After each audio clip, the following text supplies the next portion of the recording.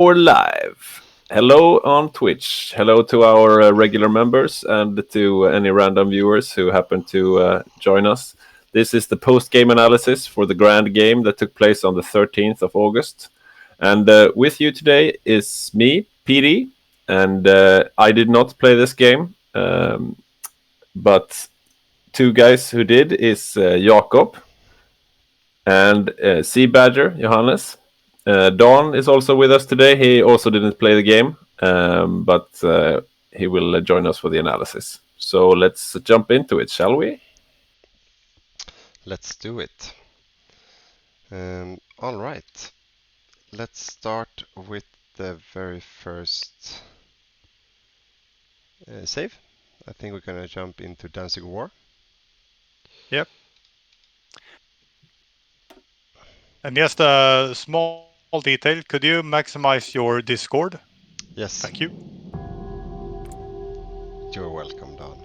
You're welcome. I have Mossberg here already. Okay. I think I'm going to keep an eye on the chat as well. Sounding great and nice to you. Okay, thank you, Johan. All right. So, I think we're going to throw ourselves in at Danzig War and start the analysis there. Is everyone fine with that? Yeah. Sounds good. All right. So in this game, I was playing Germany together with two other guys, Magnus and Per, and we made a quite extensive Euro-axis plan that was as complex as you want it to be when you have a full vacation to plan it.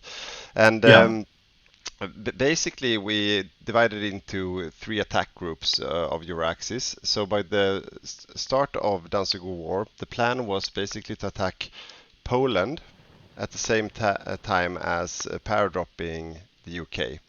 So we went for a heavy fighter build, and the idea was basically to take them off guard. If that didn't work out, we would still wait with the invasion of the UK, and then we would move the Poland army down to Bulgaria, where we, together with Romania, would invade Syria by paradropping Crete first, and then jump. Just a quick question: are you sharing your screen? No, it doesn't show on Twitch. I'm not. Here we go. I thought this just was the introduction. Oh, sorry. Now I'm sharing my screen. Just to jump in, though. That was the introduction, obviously. Yeah. Just to interrupt, though, this was before you invaded France. You wanted to invade Syria, right? Yeah. Yes. So it was quite a quick and complex plan. So basically, we declared war on Greece just about at the same time we were done with the war on Poland. That was the plan, and then the plan was to paradrop Crete, paradrop Syria, still when Free France was standing, and then attack Egypt with the Poland army together with the Romania. That was the plan, and at about the same time, the Balkan Bros, which is Hungary, Yugoslavia, and Bulgaria, they would invade Greece, and after that they would start attacking southern France.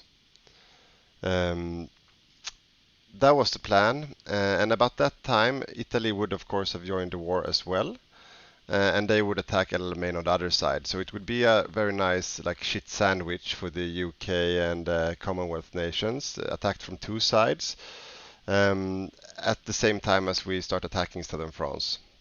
And the whole trick play of this was that when we would have attacked Syria, the UK would scramble all their fighters down to Syria and think that's the main attack.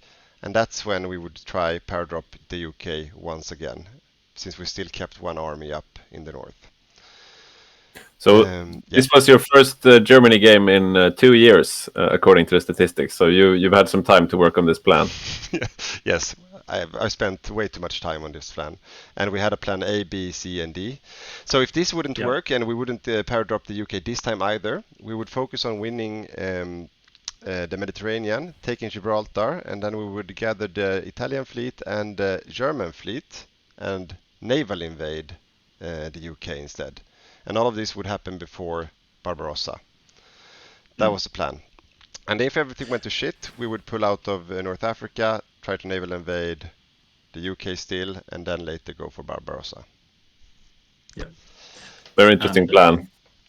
Yes. Yeah, and as a spectator, I had the privilege of being sick this day. I didn't play, but I could watch everything on the Twitch. Just seeing the invasion of Syria was extremely exciting, I must say. And the battles there No, back and forth. you're jumping ahead of time. We haven't said what happened yet. Yeah, maybe Oh, we sorry, maybe we sorry. before we I'm say too what the excited. outcome was of the plan, maybe we should look at some of the, I don't know, the different builds and so on, and we can leave the Syrian invasion and the other things as a cliffhanger. Okay, then. Let's do that. Where do you want to start? So you went an infantry only build as Germany, right? Yes, so the plan was a grand battle plan build as Germany, and then, but I didn't want to show it too early, or first a heavy fighter build instead of regular fighters in the 436 tech, and then paratroopers, quite heavy ones, because they were supposed to take secure harbors both in the UK and Syria was the idea, and then the infantry looked like this, and later on there would be more anti-tank capability in those templates.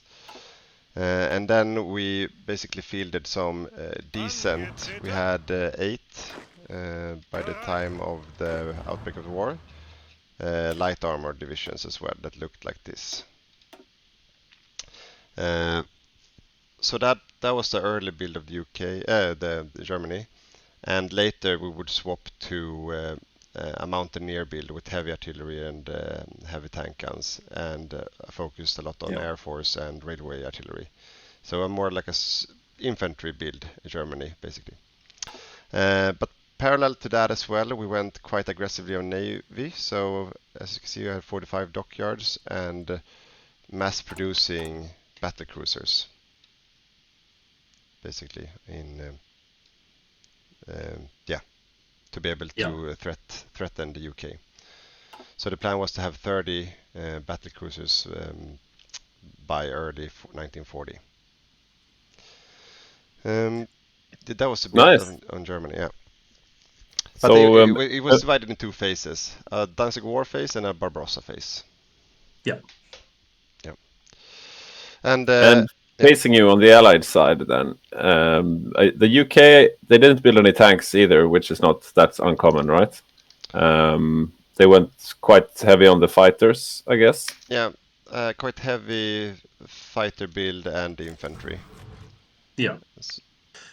And I think I talked to the UK later, and they kind of guessed your plan, seeing as you had paratroopers, so you could maybe check their intel on you. Yeah. They could see if you had paratroopers or no. I don't know. They can't. They can't. But what maybe they could no, earlier. but what they told me was that they saw that I went war plan Z really early. Yeah. And then they thought, okay, this will be a naval build on Germany. So they panicked quite early and were prepared for a Seelöwe thanks to that. Yeah. Paratroopers and grow a that's lot. actually a good strat, like regardless of whether you actually plan the Sea Lion, is to scare them into staying on their island by building a surface fleet. That worked quite well when I played Germany against you, actually. Yeah. When I went, the plan said Germany, but never managed to Sea Lion. But that nevertheless kept you out of the med. So we had free reign there instead. Yeah. But yeah. No, but I agree. So even if you plan to use the fleet or not, it still threatens the UK and kind of binds the resources to the home islands in a way. But we went for an infantry build and navy and of course area-oriented Germany, and all the miners, the Balkan countries, they went for early mountaineer and infantry build as well to be able to help out early in Danzig War, and most of them swapped to other builds later, but just to have something to field. Yeah. But yeah, so quite a complex plan. is there anything else we want to look at, Peter, before throwing us into what happened when we started executing the plan? No, I think we've kept them waiting long enough. Yeah, okay. Yeah, so basically, what happened first, of course, the Poland invasion, there was also a player Poland, went quite well, as expected. Not for Poland, I guess. No. And then we were quite unlucky with the pair drops because we managed to get air on northern England at the beginning, but only one paratrooper left and landed. So they saw the paratroopers by killing one of them, and because the reason is that what happened was right at the beginning of the war, they changed air zones right off the bat. So I only managed to have one paratrooper getting away, landing, getting killed, and then they saw my plan without anything executing, basically. So that was maximum unluck on that one, or well played by them, I guess. Yeah. But it's seconds to stop. The difference from one paratrooper to 8, that was the plan, is I don't know, 2-3 seconds or something like that. So it's... You mean they shifted the fighter coverage to a different zone? Yes. With like a second's margin. So I didn't manage to take Newcastle, which was the plan. I just died with that paratrooper, and they panicked right off the bat and realized what I was planning to do. But that didn't stop our plan, so we moved down with the army, then Poland army, down to Bulgaria, and then we declared war on Greece. The Balkan brothers attacked Greece. We took Thessaloniki, which was the important harbor.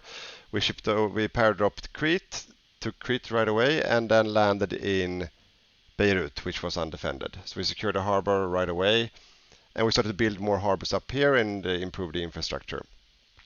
What happened then was that we shipped over the entire Poland army from Thessaloniki right away down here before they managed to scramble any defense, and they started to push south. And this is where I actually prepared a little slide what kind of fight we had coming. Let's see. So here we go. I think you see my other screen now, a picture, right? Yeah. Yep. Yeah, great. All right. So on the Axis side, what we landed with was basically 27 offensive infantry divisions, ones you saw before. We had 8 paras landing, and that's combined with the Romanian paratroopers. We shipped over 4 light armor, and then we used most of our air force because we had a quite long range since we went for a heavy fighter build. On the Allied side, what they managed to scramble as a defense, and some of those troops were still bound up in Ethiopia, even though Italy was not in the war yet, but they couldn't just leave it undefended.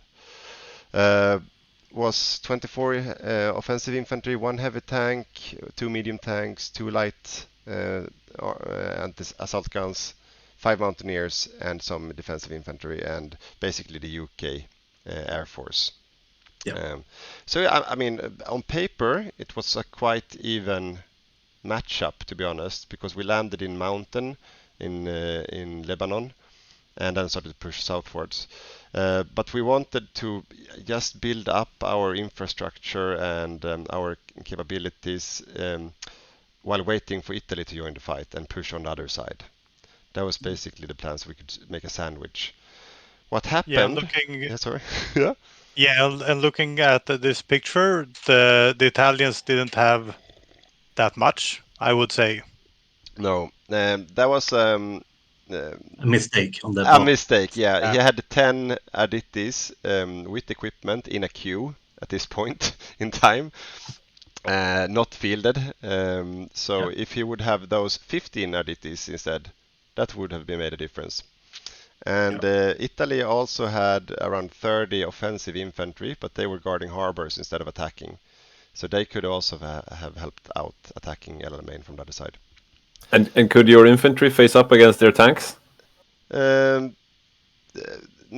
that well at this point. We only had 2 anti-tank guns, 1 or 2 anti-tank guns at this time. But I mean, not. They didn't have many tanks though, so it was actually okay. Yeah. Yeah. And it was a lot of mountains, so they couldn't really push us either, were it not for the bad supply. which No. might be a spoiler. But we had the 4 light armors that could fight. They had anti-tank guns in them as well. But what happened was basically that we overstacked the harbors in Syria. So jumping back to here we go. Yeah, we overstacked the harbors here without any good supply, and the worst case scenario happened, meaning the UK, as you can see here, they did what was not supposed to happen. They had all of the submarines, 61 submarines in those zones. So they raided us to pieces. And we tried to stop them with our tactical bombers, naval bombing, and we removed a lot of the subs, but it wasn't enough. And then since the Adittis couldn't break through at El Alamein, they finally cut off our supplies, and the entire army vanished in a very sad moment for the Axis, Euro Axis. But no problem. We had a plan C as well. So we moved on to the plan C, which was basically invading France and starting invading the Netherlands.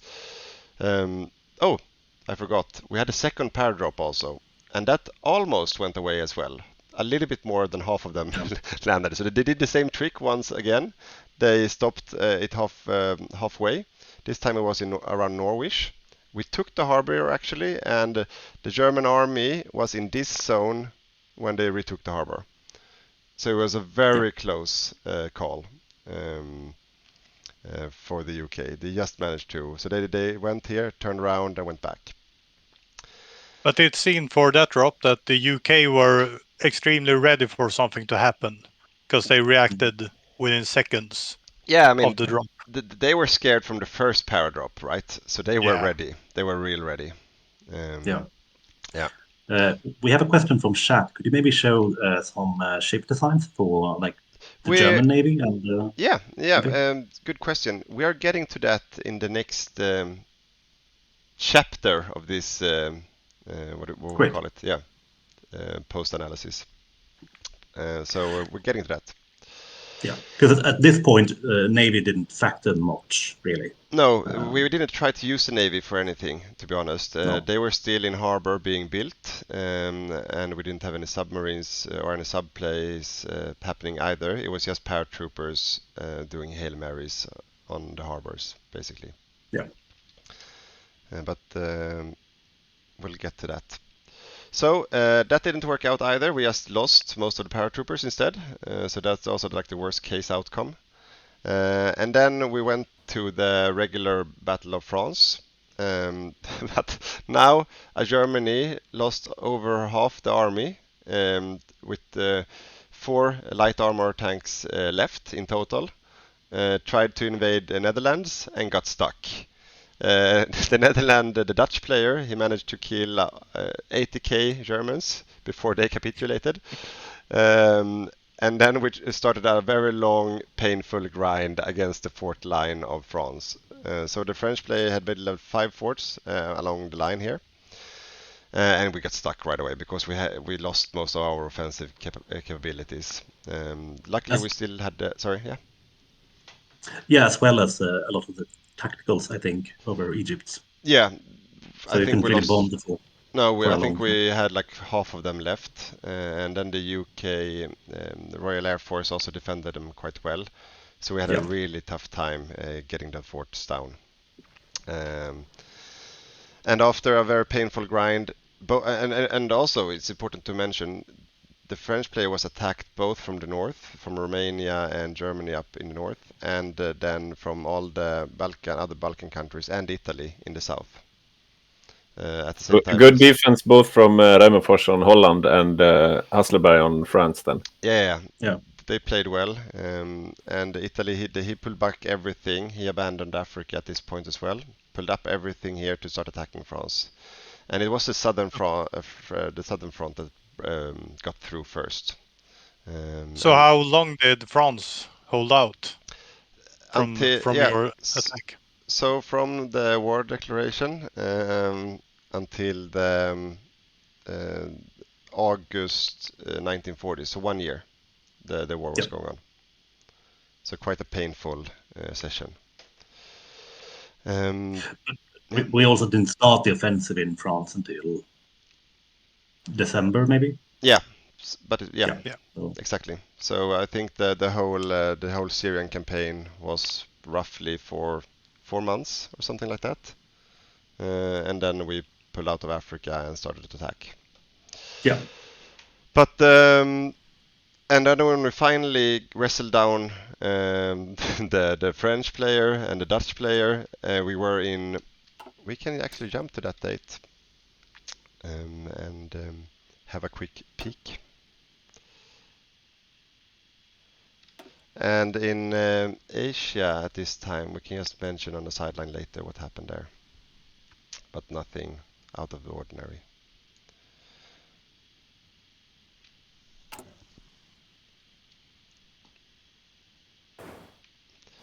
Yeah, so at this point in time, you can see the losses on the Axis side are quite heavy for being Danzig War, 1.5 million. So and you can see there, yeah, the Dutch player has 74,000. Oh, that hurt for Germany. Yeah, exactly. And also Romania tried to grind through the fourth line with died with 7k. Yeah, Italy. Yeah, it was quite painful. And at even Albania. yeah, and in this point in time, we took what call it like a this is over beer in the team Axis, and I said if we win this, it will be the comeback of the century. And then we started to discuss if we need to do a postponed Barbarossa because we realized that we couldn't build up anything decent in 1 year's time. I'm looking at the casualties from almost exactly 1 year later, and there the Allies have lost 500,000 men, and you've lost like 10,000 more or something, like yeah, or 100,000 more. Yeah, but at this point we actually went on with the plan D, I think it was. So quite soon after this, at the beginning of 1941, Spain joins the war, and we managed to take Gibraltar with some Amtracs. And then we started the long siege of the UK, and that's where we get to your question, Sean. So let's jump into that one, the Battle of Britain. Because we were determined to successfully claim the UK. Yeah. But and I think we can actually do this one. We have prepared some graphic for this. So I see that the chat box is up there. Let's see if I can clear that. 1 second. There we go. All right. You see the graphic, right? Yep. Yes. So basically what happened at this time now, we're at July 41, and this is where Barbarossa was supposed to happen, but we postponed it to a late Barb and focused on the UK instead of building up, licking our wounds and building up a new attack force. So we had, we thought that we can still come back into this game if we manage to take and knock out the UK. And since we went for a naval build Germany, we thought that we might have a shot at it. And we prepared for the invasion of Gibraltar so we could get the Italian fleet out as well, was the plan. But yeah, we tried to get the Italian fleet out, but they got blocked by the Allies took North Africa, so the Italians just got blocked at Gibraltar. So it was the Germans alone to win the naval battle. But basically, what we had on both sides at this point and stage was Germany had one battle group that was able to fight, which was 16 refitted battle cruisers with full screen capacity. And they were refitted with 39 tech, so with computer, radar, and armament, heavy armament. Yep. And on the UK side, they had 3 battle groups, fully armed, but with a combination, as you see in group 1, 2, and 3, it's a combination of the early spawned that they start with starting battleships with 36 max upgraded 36 versions of battleships. So it's quite a lot weaker ship by ship, weaker ships, but almost 3 times as many as the Germans. Then, of course, the German, we had 17 battlecruisers in reserves, but they were just hulls without any armament, so they needed to be refitted to be able to use. We just had them for naval supremacy to project in the channel, basically to be able to do an invasion. Yeah, so this was starting field, and also to the far right, as you can see, at this time, and this is the devil is in the details, the UK only had 11 sub-hunters, anti-sub warfare, but also Canada had around 40 destroyers for convoy escort. So that was their capacity on that front, but no flying boats or anything like that. This may become relevant later. Yes. So, and I have to also just to look at what you asked for. These were the German ships, and that were the 16 with that designer company, and this is the 39 techs. I still only see the battle picture. Oh, sorry. Thank you. Now you can see it. These were the German ships with that designer company, and then the 39 armaments, and also. Do you see in new graphics, or is it just me? Anyone see my screen? Now we see. Yeah, now we do. Okay. You see the in-game again, right? Yeah. Yeah. Okay. Good. All right. So these were the ships that I used, and this is also thanks to you, Jaakob. The build I went for, a battlecruiser build with a lot of with very low visibility in general. So I stacked low visibility. And on the other side of the channel, we had then, like I had in the graphic, a combination of 3 fleets, where the best ships looked something like this. So it's a 2 armament and a worse radar and computer. So quite a big difference. They had a good armor though, is worth to mention. But this is not everything. Like they had as you see, a big combination. Some really older versions as well, and some of those. And then at this point they had these ships coming out, but only 5 of them, which were better than my ships.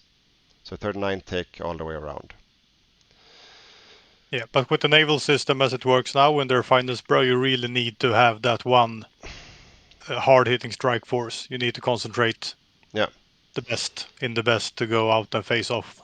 Yeah. Otherwise, you will get a bloody nose a lot of times. Yeah. And worth to mention as well, so now I'm gonna just skip through what happened, just jump to the results of the whole Battle of Britain quite quickly. But what basically happened was that, as you can see up here, and this is the most relevant part, right? The convoy game, the raiding game.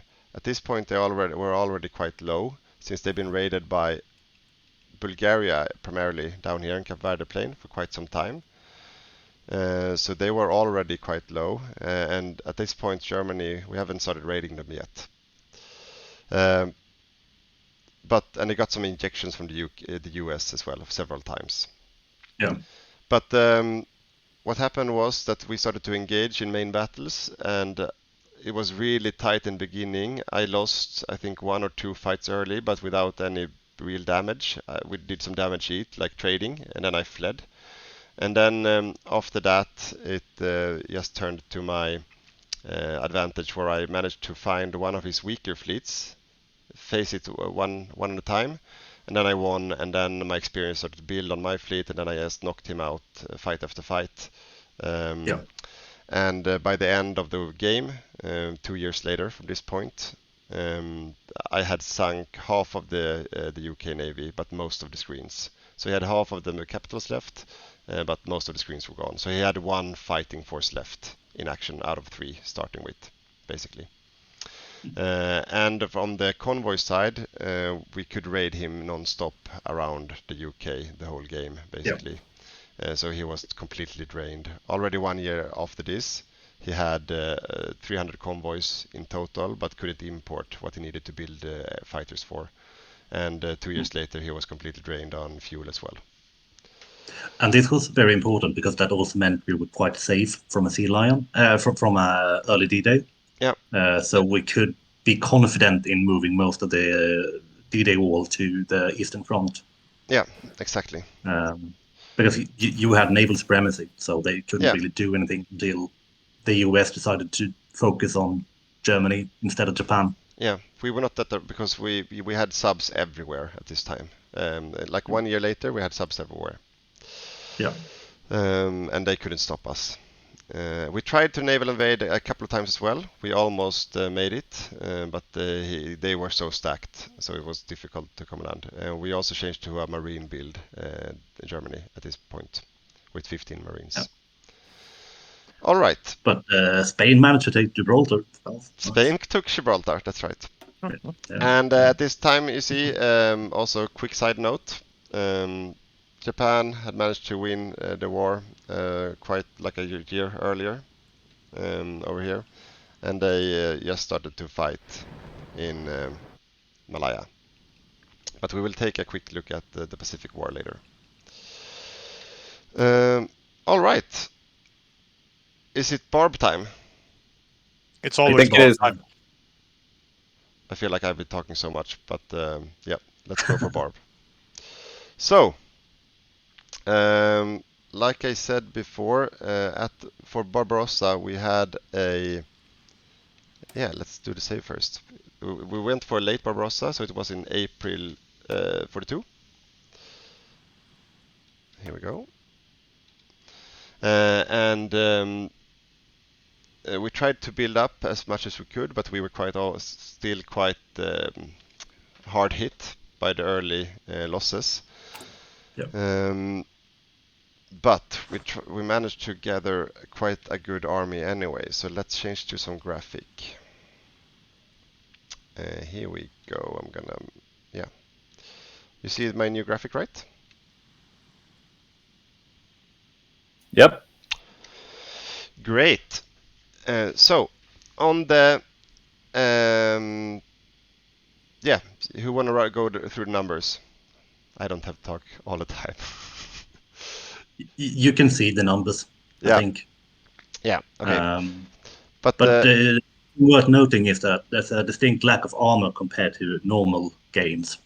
Like the only actual armor, that's worth of note, sorry for the light armor Germany had, is Hungary, who had assault guns and SPG, like a soft attack kind of tank.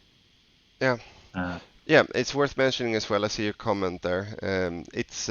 This is a combined force from Euro-Axis that attacked the Soviets. So this is a combination of forces from Germany, Finland, Hungary, Romania, Bulgaria, Albania, Finland, and Spain. So quite a stacked attack. And all the miners had very well prepared builds, so they are actually most of the numbers here, almost I say. And then on the barb date is April 42, so it's also late barb to remember that. Yeah. Looking at the numbers. And then on the Comintern side, we had Mongolia and the Soviet players, and they managed to scramble quite a big army as well. So comparing the armies, they are quite, I think, comparable. But the main differences, like I think that what's pointing out is the railway guns on the Axis side, and also the big air force that the Soviet has. Yeah, it's actually advantage in fighters to the Soviets at this point, or not really, since we have the heavy fighters as well, but they are really bad. But yeah, it's the problem is Soviets start with like 2,000 fighters, so they start with, I think, the largest air force in the world, but they are early fighters, so they're not really worth much late game. No. And most of these are early fighters, I think. Yeah. They will buy you air superiority for a while, but they will get shot down. Yeah. And just before we get into the Barb, Finland won the Winter War, right? Yes. They did. Finland Pontus won. had quite a hell of a game as Finland. Yeah, the Finnish player managed to take Leningrad by surprise. He got pushed in the north, and then he did a surprise attack in the south, Finland, and went out, and then he won the Winter War. Yeah.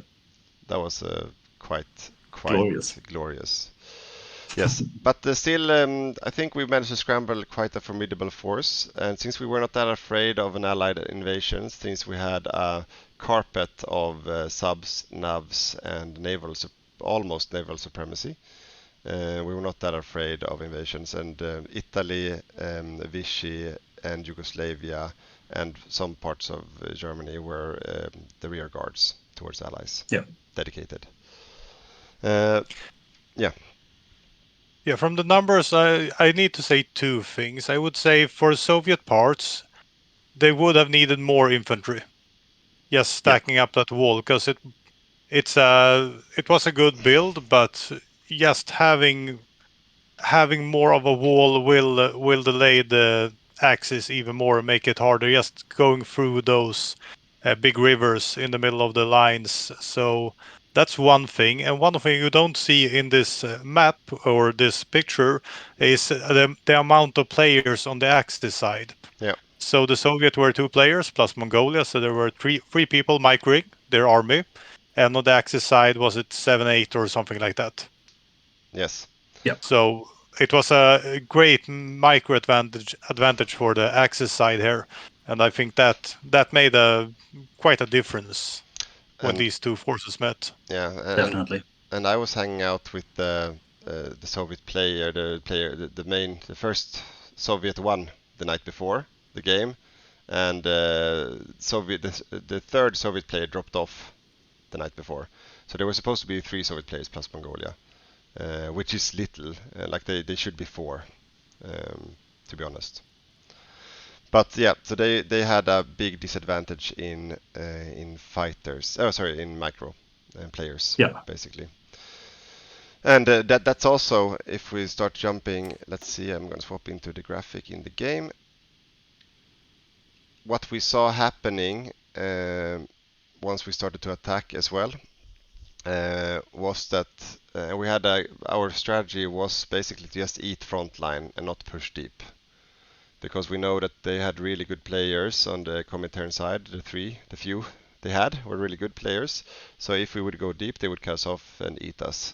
So and they managed to do that a few times, to be honest. They managed to annihilate most of the Spanish mechanized in one wave, and also most of the Bulgarian rocket artillery in one go as well.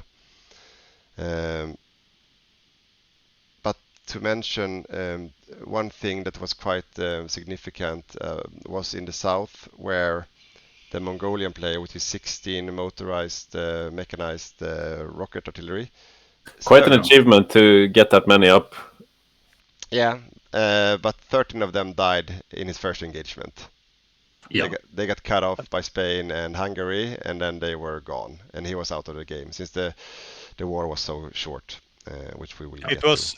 It was really beautifully played from the Axis side there, and I'm still sad I haven't seen the video on our YouTube yet, but I hope that Jonte will take his time and cut that for us. It was these guys.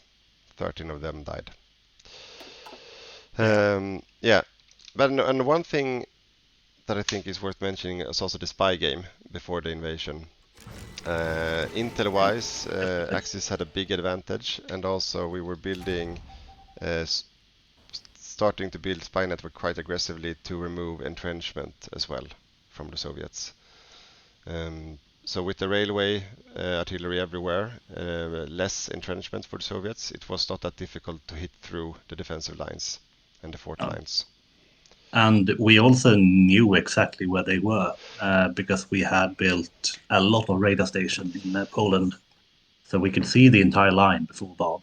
Yes, so that's so as you can see here, and this is a little Oh, trick. That's coming on one of our next videos.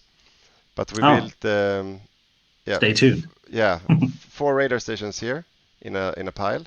So as you can see already here, we see quite far in exactly what he has. Not up there, almost up there, but we can see quite far in the back line of the defense already. We couldn't see all the way here, as you can see, but we managed to upgrade to level 5 later, and then we saw a little bit deeper. But yeah, it was quite strong to see the counter attacks. Yeah. And the Axis miners used that quite extensively to dodge the German tanks, basically. Yeah, exactly. So, And I think also what it was a good part of the strategy, since we had an advantage in micro, was that the Spanish player, you, Jaakob, was dedicated quick response force, just counter-attacking where they attacked us on the line. And as soon as we saw Soviet armor coming, everyone would just back off to defensive positions and then counter-attack them when they came to us instead. So that's what we did with the Mongolians early, how we managed to cut them off. So they would attack us instead. Yeah, because the Mongolians were going for the Hungarian armor because they were exposed. But then we had reserves to cut them off instead. Yes. And is there anything else we want to mention on this build up to the Barbarossa, or anything of the fighting happening? I guess you could go into the results, like how it played out. Yeah, I think we can look at the next. Yeah, let's do this. It's quite dramatic. Yeah, like how did the Axis deal with losing North Africa? It's less than a year. Sorry. Oh, was it a question? No. Yeah. How did the Axis deal with losing North Africa? Because we never managed to take that. Yeah, how we dealt with this was taking a beer and never think about it again. And after that, put nubs and submarines everywhere, basically. I guess if you win the seas, you don't need to worry too much about the D-Day. No. But what happened was basically a slam dunk at the end of the day on the Eastern Front. Yes, Soviet and Mongolia, Mongolia got annihilated the second month of the war, or something like that, and then it was the Soviets managed to give us a couple of hits. Like we said, we lost some of the Spanish armored push mechanized, we lost some of the Bulgarians, but after that we basically steamrolled straight to Moscow. We have a question from Andreas in the chat if Norway was left alone, or did you take Norway? No, we actually skipped Norway. We thought that we were already not that strong, so we thought let's not open another front. Yeah. We took Denmark to cut off the waters, but then we left Norway alone. Yeah. Interesting. Yes. But it was quite clear how big a blow the Mongolians losing their rocket artillery was, because as I said before, we had the advantage in the micro players on one side, the number advantage. So with Mongolia losing almost the entire army, they went from 3 players to 2 players actively playing, and someone just trying to rebuild and hoping to play later. Exactly. So after that hit, we were 4 against 1 in ratio on the micro, basically. So it was an impossible task for the poor Comintern players, to be honest. They left the northern front completely open. They didn't even check it. They just and since we had an idea we are attacking in 3 army groups. Finland from the north, then we had one push in the Baltics, and then we had one big push in the south, and then we had the Spanish in the background, and then we had Albania paradropping the supply hubs in the back. it was impossible for them to keep up the micro of all of that. Since we didn't make any big pushes either, we just ate front line, so there were nothing to counterattack either, really. Yeah. But and I think build-wise and fight-wise, yes, I think it's debatable which build was the better and so on. But I think it just came down to micro at the end. I think we had some small advantages on the spy and the support game on the Axis side, like some small details, but that gives quite a lot of buffs. But apart from that, it was the micro that made a difference. Yeah, you really need the allies to divide the Axis attention. Otherwise, it's too many people against too few people. It's just you can't keep doing that forever. Yeah. Or alternatively, like lend-lease the Soviets a shit ton of stuff. Yeah. I'm a firm believer in like no air Russia because like it's so hard to micro the air as well as everything else. So even if you had the micro capability, it might have been a good idea, but it's just another aspect of the game that you can't really. No. You don't really have time to deal with it. No. And also. So that more than anything.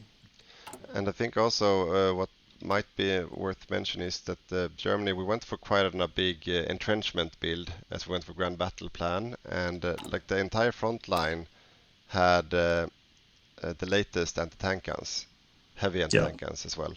So I mean, no matter where the armor counter-attacked us, we had a really heavy, well-entrenched with that support, like railway artillery everywhere. So it was really difficult to counterattack us as well. So that was the idea. Were you ever worried about D-Day, or were the seas so controlled by you that? I was actually myself during the Barbarossa. I was not that active on that front, to be honest. I was playing defense in the west most of the time and controlling the navy. We had some, as you see here, we had some quick response forces with the light armor, marines here, and some other infantry here. And those armies basically managed to throw out, I think it was 4 allied invasions.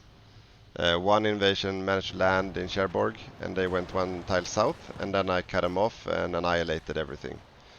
That was like one heavy blow, but many of them got stuck like this, like I threw them out before they managed to land. And then also, I mean, what you can see here, this happened most of the time.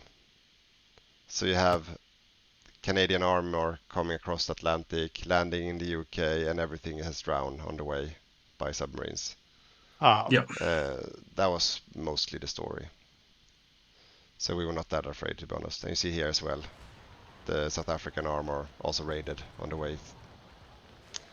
And that's also like an argument in favor of like a naval Germany, is that you could just kill all the convoy escorts, even if they built any. Yep. I think that's something that you learn when you have played the UK a couple of times and gotten that bloody nose from the German subs or Spanish subs or something like that, that you really, really need to invest in the sub game. You need to have those flying boats, navs, convert escorts. That will be a huge part of what you're building and doing in the game, just keeping the sea lanes open for the other players on the other side of the Atlantic. Yeah, I mean, I checked the German battle cruisers, and they are quite vulnerable to air, actually. So that would be the counter. But you see here as well, the naval battles happening around, and this is mainly raiding. So it was like a turkey shoot in the water. But yes, so the Allies, they tried to counterattack, invade a couple of times. They also tried an invasion of Sicily at one point and got thrown out by Italy. So they tried to do things, but as soon as they focused somewhere, we managed to meet up in the air and then raid them in the water and then throw them out again. So it was very well played Italian defense as well, since he was controlling navs and subs as well. So it was, you see here, the Adittis, he was just stacking up counter-offensive as well. ready. Nice redemption arc after losing Africa. Yeah, Definitely. definitely. And it wasn't really Italy who lost Africa. It was just No, it was the German army. Yeah, I mean, or Italy. Yeah. He should have helped out, but Yeah. I mean, Germany lost it. I'm not sure that would have helped all that much. No, maybe not. Maybe not. Yeah. So problem with Asia, we against haven't France. mentioned Asia at all. Yes, We have not. Asia. What date should I jump to, or is there a graphic, Don? Yeah, you should have the graphics, but That- that's the end game graphics. So they finished with Navy. China quite late, right?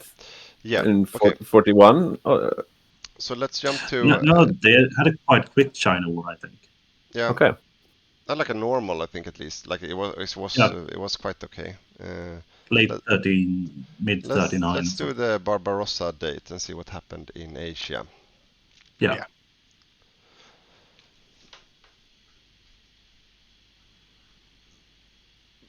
But I can give one spoiler. What happened in Asia already? In the Burma front, where usually there's a lot of heat coming. Let's see, Raj. In this front line here, nothing happened the entire game. Literally nothing happened the entire game.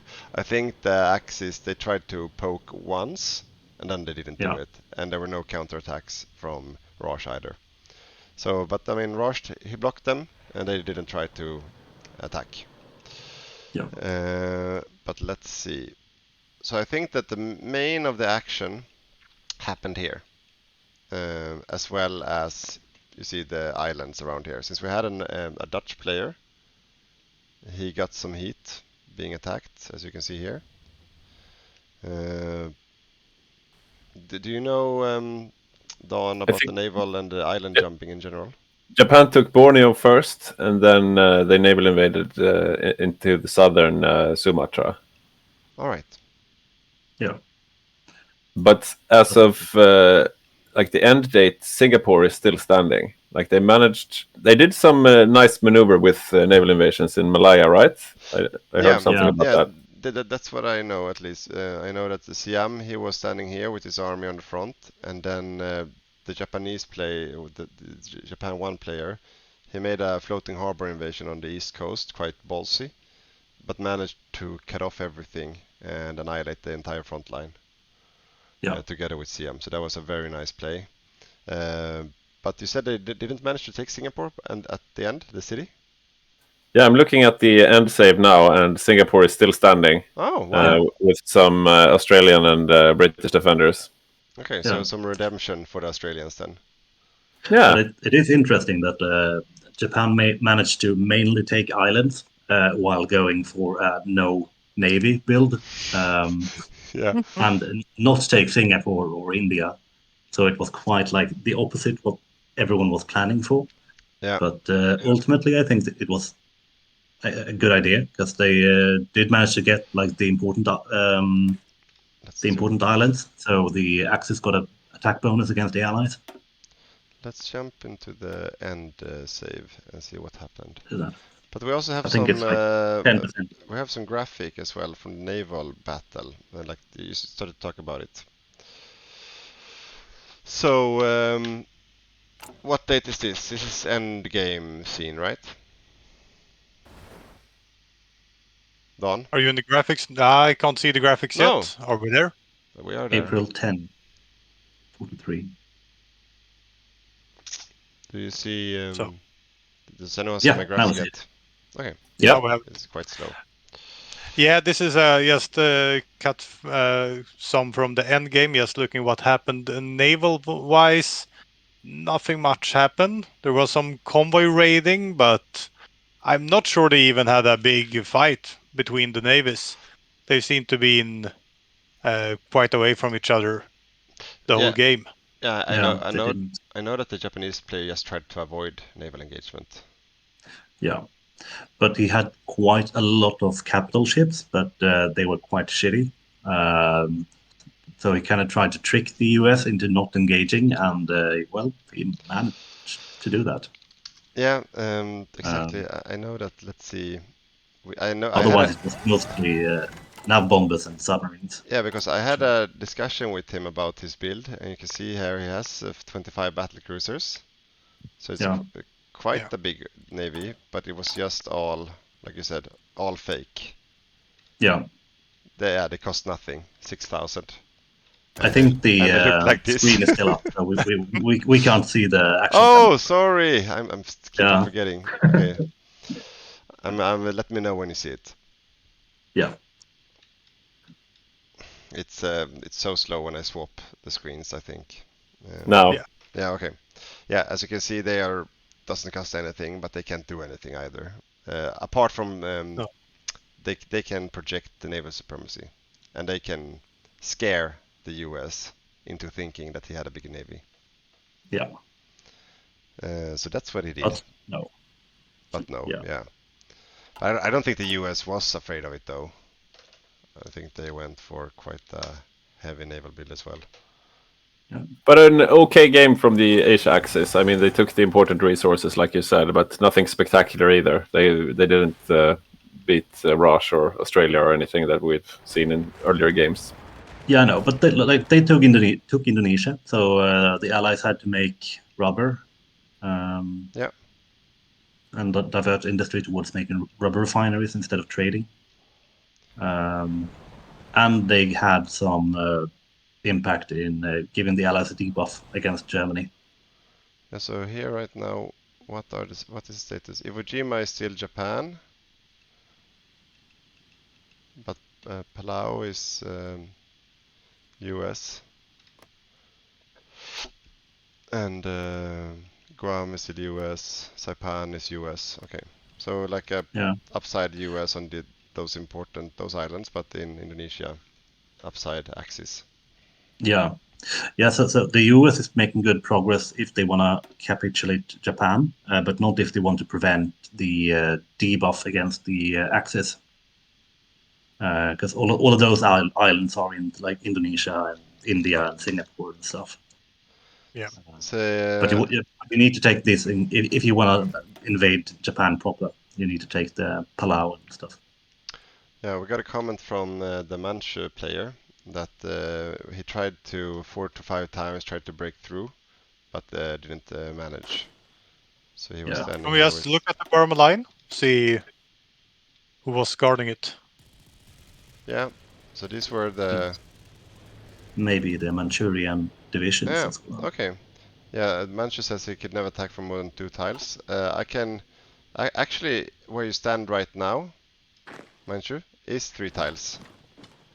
Yeah. It doesn't look like it, but that's the 3 tile attack, and then the reversed one from allies is those 3 here towards that one.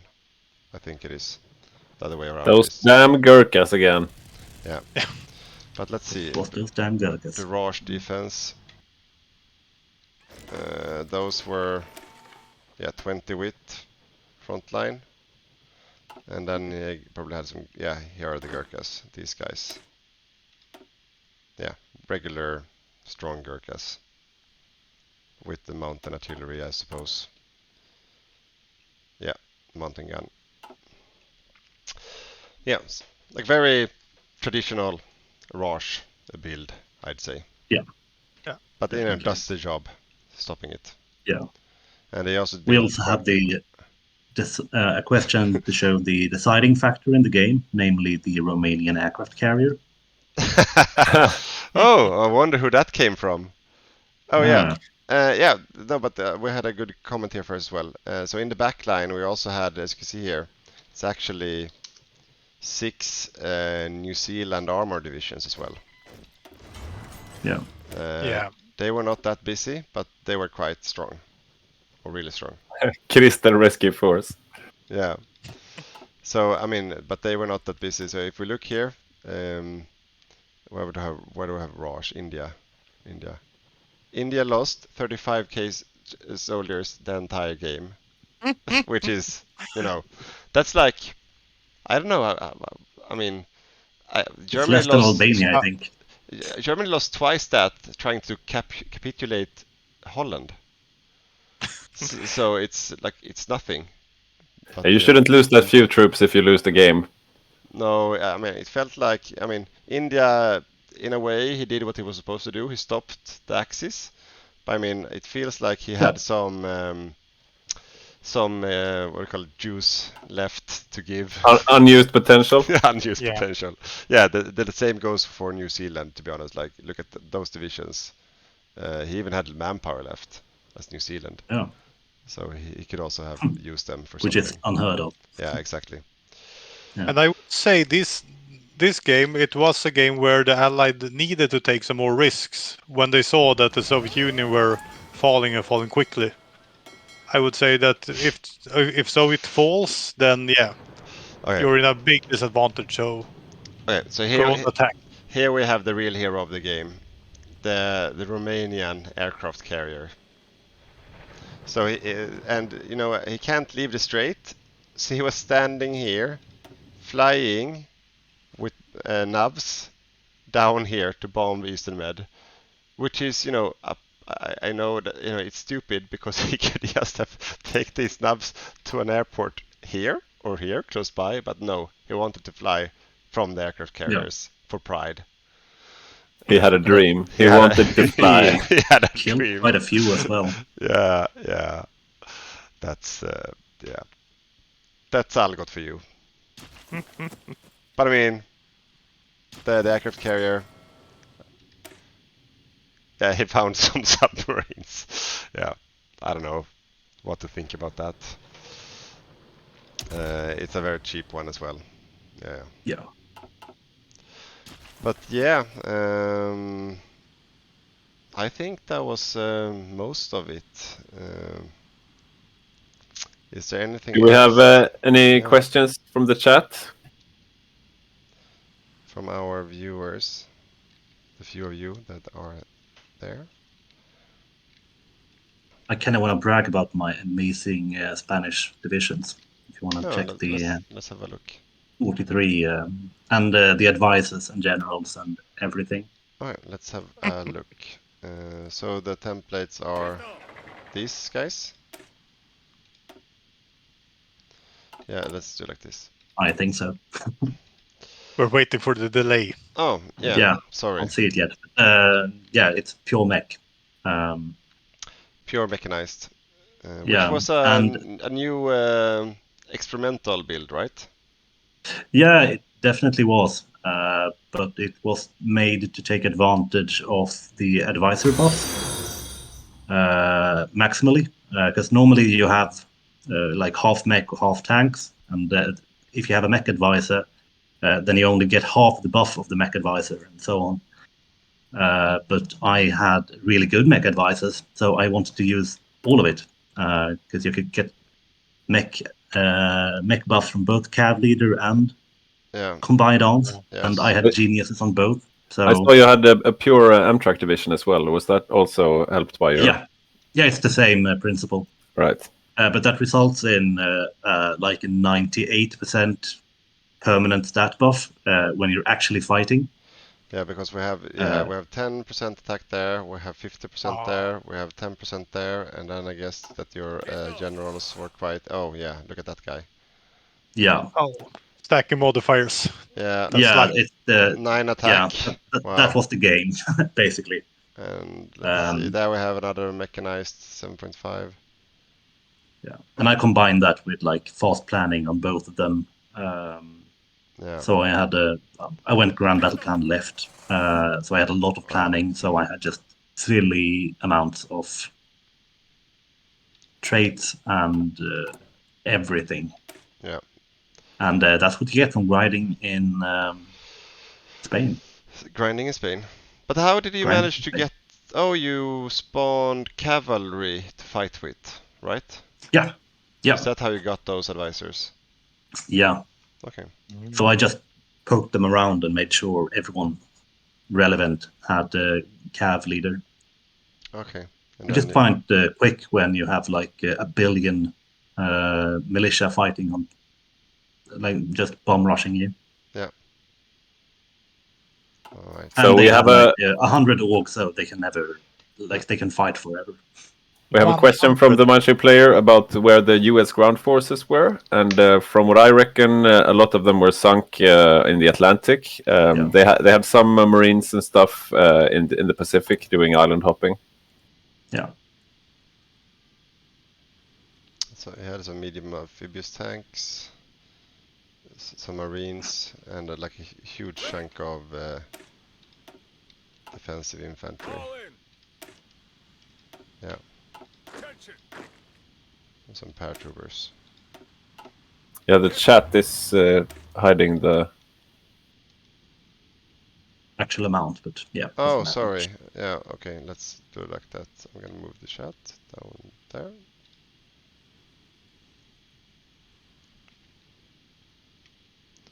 Yeah, so we had some amphibious.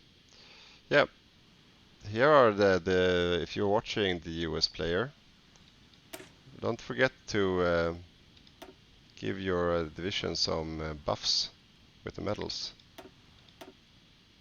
That's very strong. But yeah. They don't have a lot of PP though. Yeah, and where were they? They were up here. Yeah, I think he was like focusing on the islands, right? And then he had a lot of infantry stacked around. What's that? Oh yeah, in Africa. Okay. And then some here. Yeah, they had a big stack in East Africa. Okay. Yeah, okay. But mainly island jumping, and then preparing something in Africa. Yeah.